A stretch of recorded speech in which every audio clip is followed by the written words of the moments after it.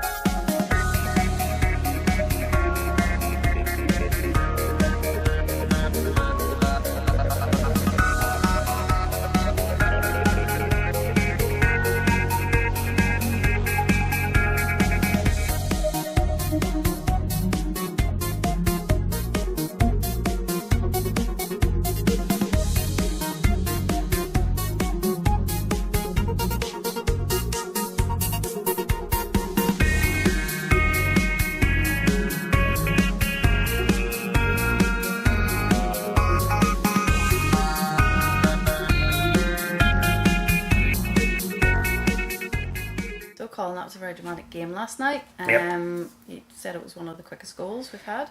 Unbelievable, to be honest. We had no sooner set the cameras up and started filming, and the ball was in the back of the net. I think it was 40 odd seconds, to be honest. And fair play to Crewe United for getting straight out of the blocks and straight into the game, and that set the tone really for the rest of the game. But that said, all credit to Foyle Belle. Didn't lie down after that, battled hard throughout the whole 90 minutes. At the end of it, they just couldn't turn the result around, but they certainly worked very, very hard. And tonight we're going to see the first NIWFA TV hat trick in our Yep. highlight. All credit to Alan Morgan, took all 3 goals well, especially the third one. Very calm head, took it around the goalkeeper and put it in the back of the net. So well done, Alan, on a really well taken hat trick. Okay, and any other highlights from last night? Well, okay, I'm a bit biased, but I have to say, well done to the Crewe United tea ladies who made an excellent cup of tea in the night. We really, really enjoyed sort of sampling the tea and the sandwiches, so thanks very much, girls. That set the standard for the rest of the season as far as we're concerned. Okay, now we're going to head over to hear from Foyle Belle's Bronagh Dunne and Crewe United ladies captain Paula Masterson and hat-trick hero Ellen Morgan about the game last night. Yeah, it was a great result, considering we came off the back of a loss last week. We know how hard it is to travel, and we had to put it in because the girls came a long way, and we had to be ruthless on it. Yeah, very important. That's for the youth as well, so it was a good shift all around from the girls, well deserved. Well, we were slow to start the night, but I feel like we did climb back there, and it stayed. Then we got another goal back, went 2-1 then in the first half. There was a few unfair decisions that didn't work our way, but at the end of the day, Crewe, put their goals to bed there, so we just couldn't do that the night. Well, we have a lot of players out of injury at the moment, and so once we get them back and we have a full squad, I think we'll be hard to beat.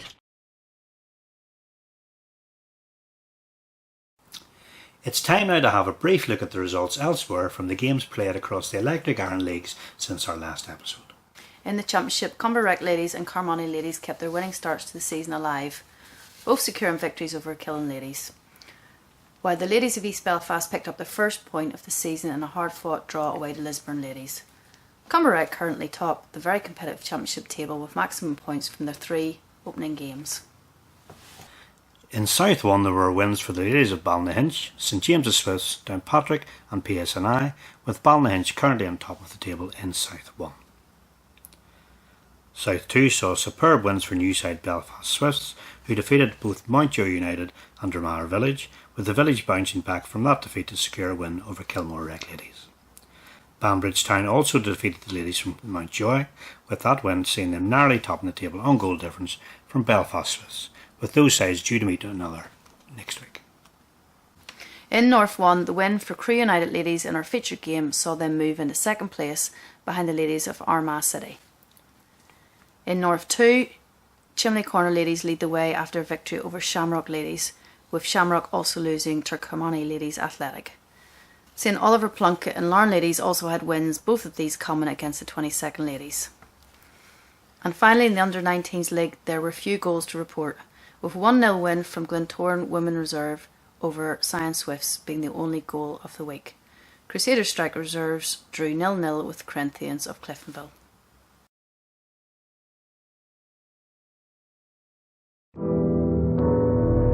Welcome to your life.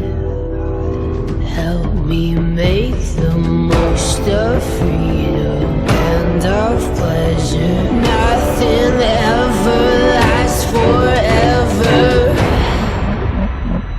Everybody wants to rule the world.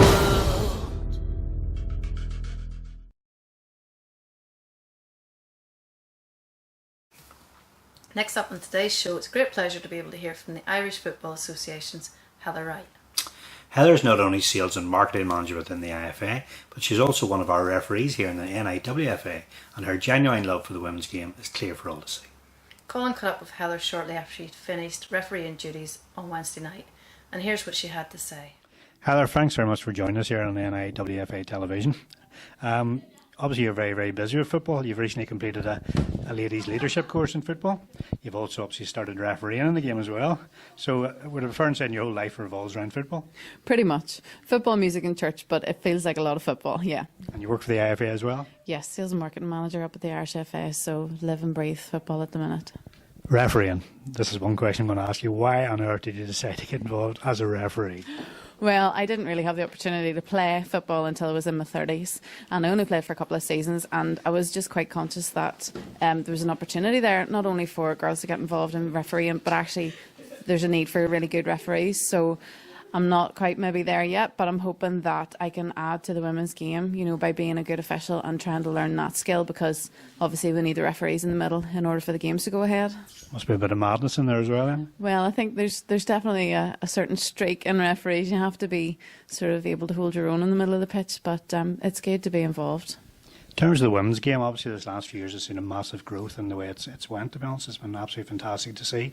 What would your hopes be for the next few years in terms of the women's game and its continuing growth? I think, as you've said there, you know, it has really grown over the past few years. I mean, from I was at school, it's just completely rocketed. We obviously had the under-19 tournament here last summer, and I think with the support from Electric Ireland, we have been able to really push it. You know, within my job at the IFA, I'm able to get a lot more involved because of the sponsorship and Electric Ireland support. So that's fantastic, and I think we can really build a really good platform and a really good framework, you know, by upskilling the people who are delivering the games, you know, the coaches, the volunteers, all those people who put in the long, hard hours. And if we can enable them to do their job better, then I think we can build a really solid platform and just watch the game grow even further. Okay, thanks very much for talking today. Thank you.